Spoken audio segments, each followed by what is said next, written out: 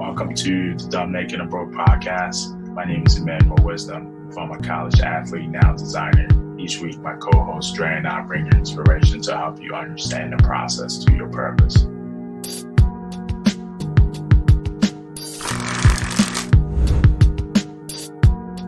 It's just sad because, somebody was telling me about this quote that they had read on Facebook, or somebody was having a conversation about all of this, and they basically said, well, if you were a parent or you were a brother or a sister or whatever the case may be, and you watched your brother lose his life, like, as a cop put his knee on your brother, family, father, whoever it is, neck, and watched the life leave his body as he called out for his family members, his mother, etc., would you not want to set the world on fire?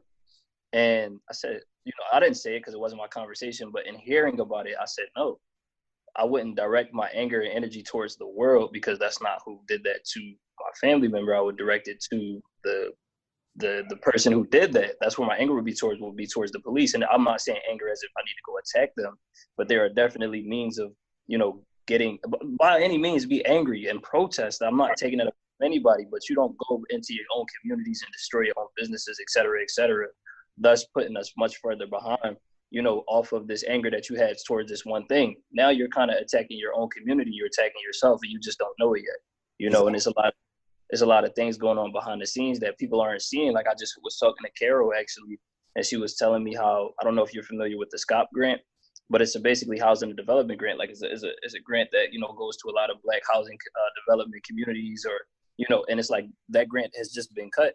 And SCAP basically funds over 40 Black housing corporations. And that was like, we're getting attacked behind the scenes without even knowing, but that's things that the average mind wouldn't be privy to, that type of information. Like, they're still going to attack us, and they're still going to take things away from us, and we're still going to be punished, and you aren't going to be aware of it because that's not the lane that you're in. But the things that you're doing or inciting is causing these things to get taken away, in which directly helps you out in a way. Those grants help your family and your Black communities. Now that those things are taken away, that's a grant that's been in effect for over 30 years. Now it's taken away. What are you going to do? So it's just, a lot of us definitely are feeding into this narrative. Like I said, by all means riot. By all means protest. Definitely get your message across. But people are out here losing their lives. And I don't know if you heard about the guy who died, who got blown up, trying to, put a bomb in the ATM to get money out of it. Like, that was literally. I hear that story. That literally, because it literally happened last night. A couple of guys, a lot, and it's been happening all through the city. It's just that this particular guy happened to die because of it. They've been making bombs, putting them in ATMs, blowing them up, and taking all the cash. But this particular guy last night had tried it up like Susquehanna, and he wound up dying because of it. And it's like, this is so, beneath us to be doing. Like, right. People are literally trying to see what they can get away with at this point, because there's so many distractions going on, even through COVID. Like, when COVID was a big thing and we were told that the police weren't going to be really arresting because they had other things to worry about, people were trying to get away with any and everything. Now it's like, you have George Floyd, you have the people who really want to get justice served, you have people who are also want to get justice served but are trying to do it in a more violent way, and then you have people who are literally just trying to see what they can get away with. Hence, you have the sneakers stealing, the iPad stealing, Apple stealing, trying to blow up ATMs, losing your own life. People are literally speeding through the streets, getting in 3+ car accidents, killing over 10 people. I don't know if you saw that incident in Southwest where it was more than 10 bodies. Right.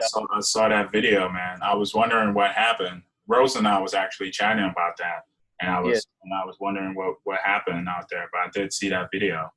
It was yeah, man. It was really sad seeing that, because at the end of the day, regardless of how we look at it, the neighborhood and these houses and businesses is where most of the African-American families get their income from.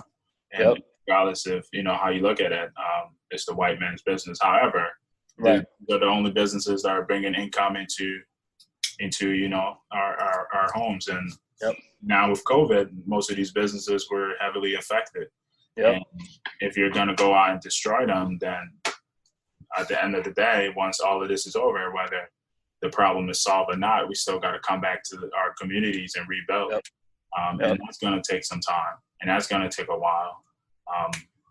And like you said, is that underlining message that a lot of people aren't really getting, and the majority, sadly enough, are just out there because they want to let loose. They don't, some people never once, protest for Black lives before.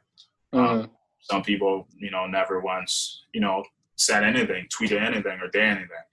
But because a handful of them are, bored in a house or feeling guilt or whatever, come out and try to take away from the cause, from the movement. Right. And it's important for us to try and educate, because no one's going to come out here and do it for us. We have to educate one another, have to educate ourselves on how the best way to move. Because I feel like when you look at the African American community, even with at least the media always set it up to be a two guy kind of thing, like, Black people, the leaders in the community, but those two people will always have opposing views. For example, if you look at, Dr. King and Malcolm X, at the time, those two people fighting for the same thing, but had, different views, and they pushed that story. And now, fast forward here, it's the same thing that's happening, where you have, the older generation who have experienced the pain and the violence that came with all of that, are taking a step back and saying this could be, taken care of in a more civil way, in a more peaceful way. And you have some youths who are saying the same thing, but the majority of them are, ignorant to the fact of the underlying history and and not even understanding the system. Right. And they're just trying to go out and make their voices heard the best way that they know how. And unfortunately, it's not the way. And with the Black community, we've always been stuck. If we could just figure out, you don't even need it to be right or wrong. If you could choose between peaceful and violence, whatever one it is. For me, I'm moving with peace. But if you choose to protest peacefully, and you get over 90% of the people doing that, then it's gonna work. But if you're split 50-50 with people peacefully protesting and other destroying stuff, then there's no step. We're moving sideways rather than taking that step forward. We're moving laterally, and it's just sad, man. Honestly, to see the things in our own community. Like I said, we're all gonna have to return back. Exactly. Out here. I agree. One way or another, but yeah, man, the news and everything is very sad, and then we have to deal with this in the midst of COVID.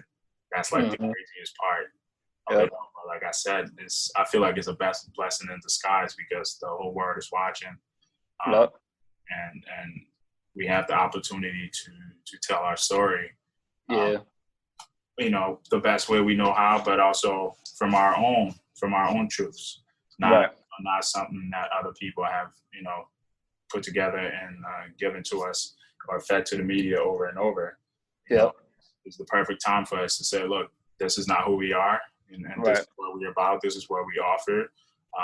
And everyone already knows that, majority of the things that goes on is centered around the Black community and African culture. And it's only a matter of us telling our story, because the stories that are out there aren't from us. Like, even like the story that we learn about our ancestors, they aren't from our ancestors. They are from the ones who brought us over here and tell us this is how your people were, and we came in as saviors. And that story, we still believe part of that story to an extent. And the narrative, like I said, can change now, and that kind of changes how people see this whole protest thing.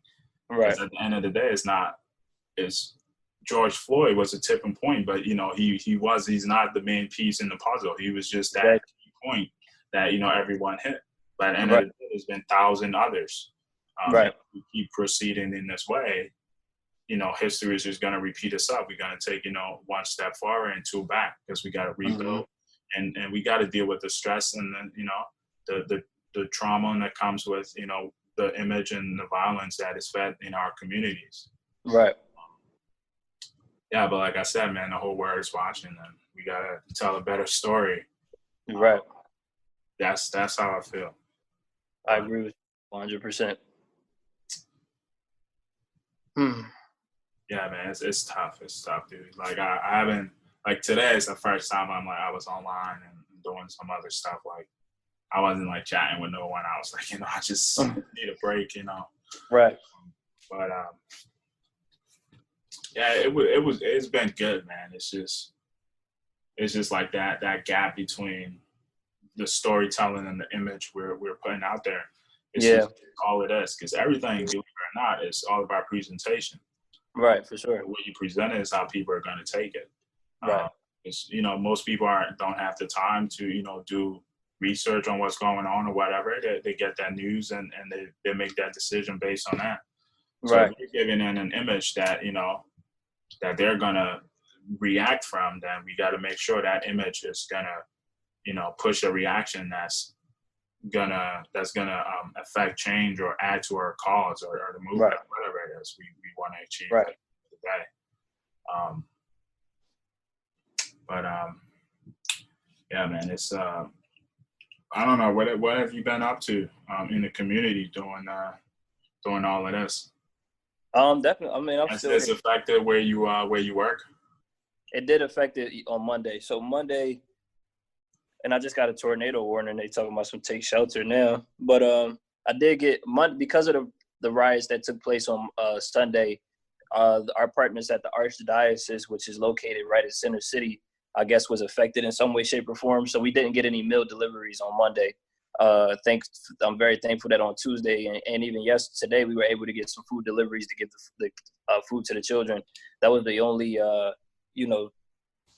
thing that was stood in the way of us continuing to do the work that we're doing. But besides that, we've continued to operate unscathed, where every day we're still giving out the food. We're still have that partnership with Temple where they're still coming in and delivering a week's worth of supply of food for individual residents, plus the whole food deliveries have still been coming in. So I'm still here every day. I'm not stopping coming in to get and it was just so sad because on Monday I had to turn away everybody.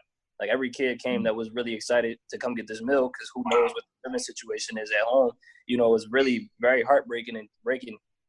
It's very heartbreaking to have to turn away these children who are literally running up to the door, excited to accept their 3, 4, 5, maybe even 6, 7 meals that they usually accept for their brothers and sisters at home.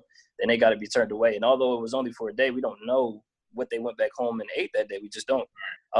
So, that was very, heart-wrenching. But at the same time, we're back in full effect. We got food, an abundance of it, so which I'm truly grateful for. So I'm still doing that same thing. And we just had a great council meeting, just throwing a bunch of ideas at the board. Because with everything that's going on, we have to understand that, in our communities, work needs to be done. We are very traumatized, and we have to understand that, especially in these housing development corporations that I'm working with or that I'm a part of, I'm seeing the trauma every day. So we have to figure out what it is that, the Beckett Life Center as a life center can do for these people. What resources have we already provided, and what can we provide, moving forward? Like, what can we do better, and what have we done excellent, and what can we improve on?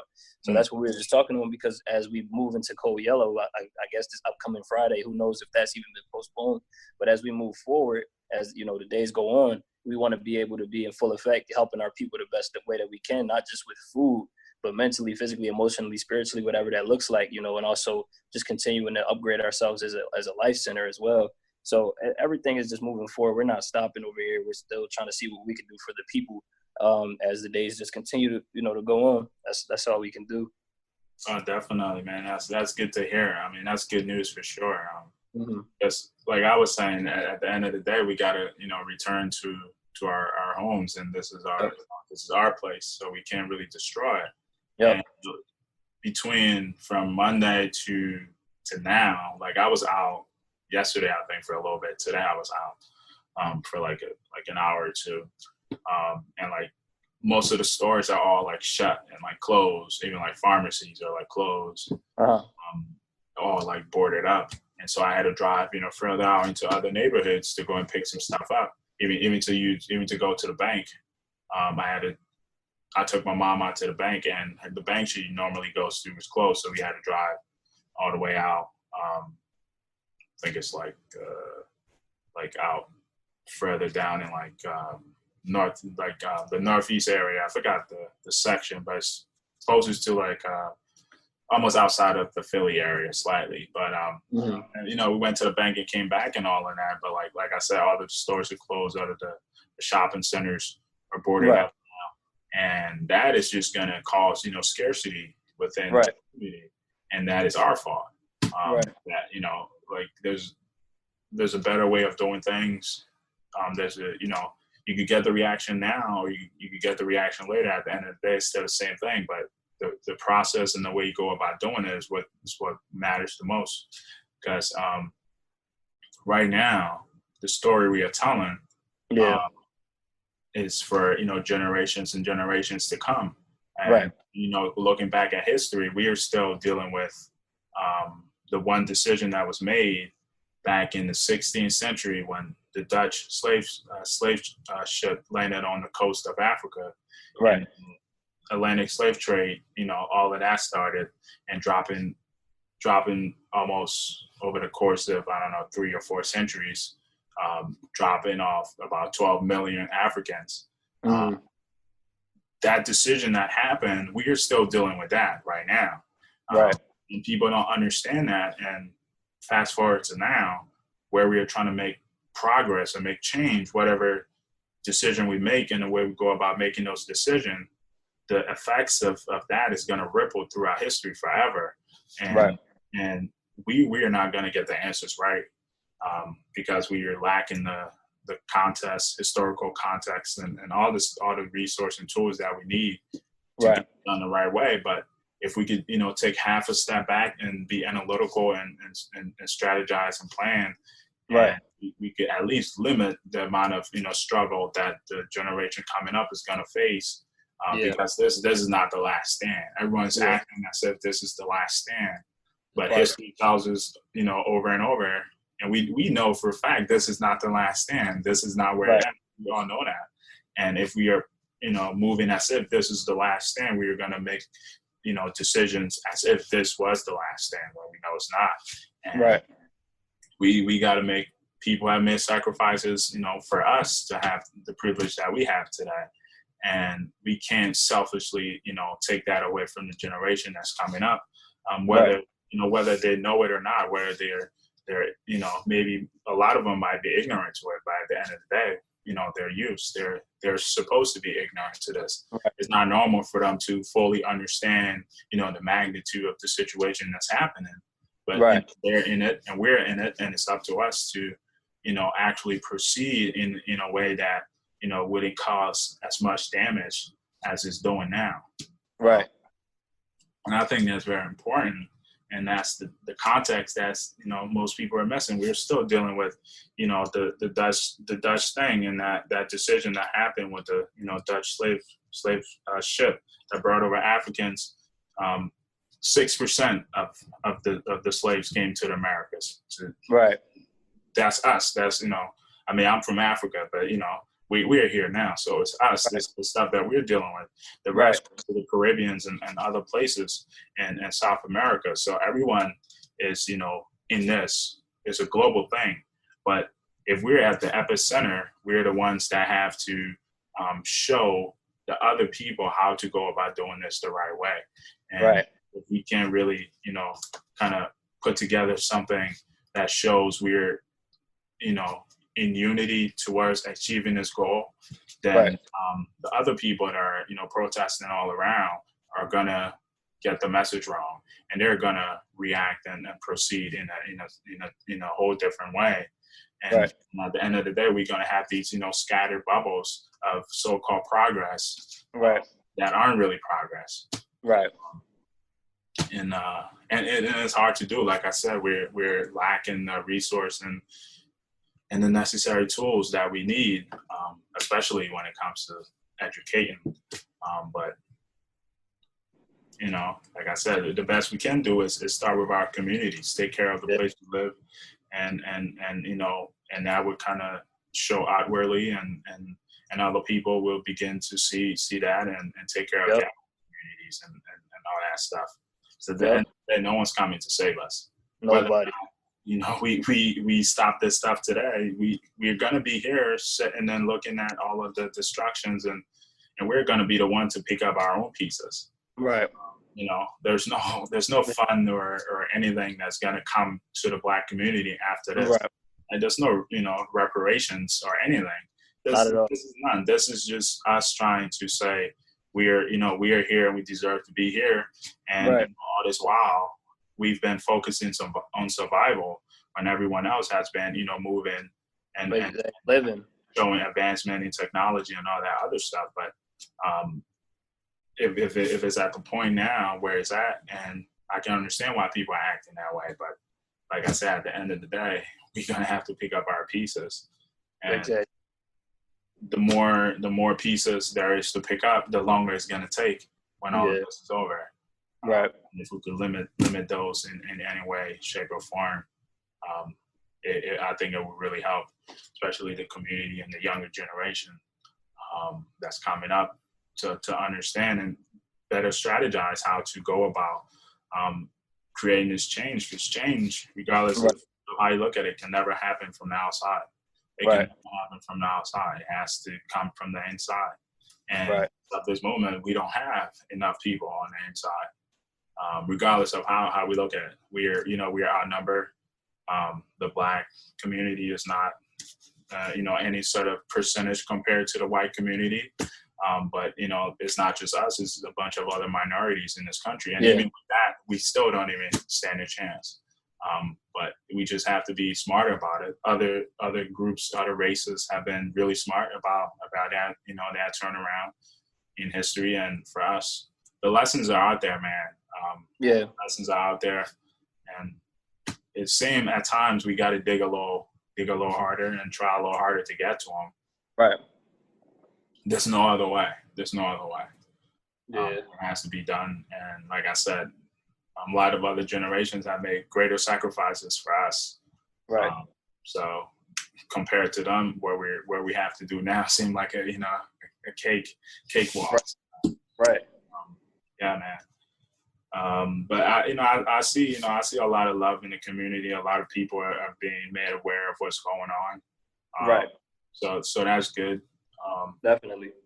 And once that conversation starts, then things can begin to change. But at the end of the day, it's up to us to carry ourselves in a respectable manner and show people what we're about, what we have to offer. I'm sure they know what we have to offer, hence the oppression. But and that is knowledge that we are lacking. Right. Most people, sad to say, in the African American community don't really understand that value and understand that lineage, which is the most important thing. Right. They don't really understand that lineage. It's true. Like I said, COVID is the perfect opportunity. Everyone's watching. We've been chatting about honing in on the skill and preparing yourself for life after COVID. This is life after COVID. A lot of things are going to be changing, and we have to be prepared for it. We've been prepared for it. It's not like we don't know that these things happen. We know these things happen. In a way, we are. This is the George Floyd thing. Where it's not news for us. It's just that we had enough. Most people, it's news for them. It's just we had enough. And it's sad, but that's the reality of it. But I mean, I hope we could, our brothers and sisters can take a step back, even though everyone's angry. Take a step back and figure out what's best. We can move as a group and move together, and that sends a stronger message, I feel like, than what's happening now. I agree. Everyone just want immediate answers. We should just basically, treating a disease or putting a bandage over it. Right. So, if you want a treatment, you got to wait a little longer. If you want, temporary relief, you take an Advil or something, Exactly. But that's what most people want. Like I said, it's this era of, that, everyone likes to have things, quickly. Right. And it's just with justice, history tells us justice is really slow, but we unfortunately, we're in an era that, everything is served to you and people feel entitled, and that's all factors into all of this stuff. But at the end of the day, we have to move better. We have to move as a community. We have to move as individuals. That shows togetherness. But yeah, brother, that's what I've been thinking and playing around with. But hopefully this weekend we can chat more about that. Well, that's all for today's episode of the Dumb, Naked, and Broke podcast. Thanks for listening. Thank you for sharing your time with me. I hope you took something away from today's episode. I want to thank you for spending your time with me. If you'd like to support the show, you can subscribe to the podcast on Spotify and YouTube. Another way is simply by sharing with a friend. Also, if you'd like to continue this conversation, say hello on Instagram at the DNP Podcast. Shout out to my boy Roosevelt for putting in the work and making this all happen. And keep doing what you do, bro. And thanks. Till next time, remember to dream big and do what you love.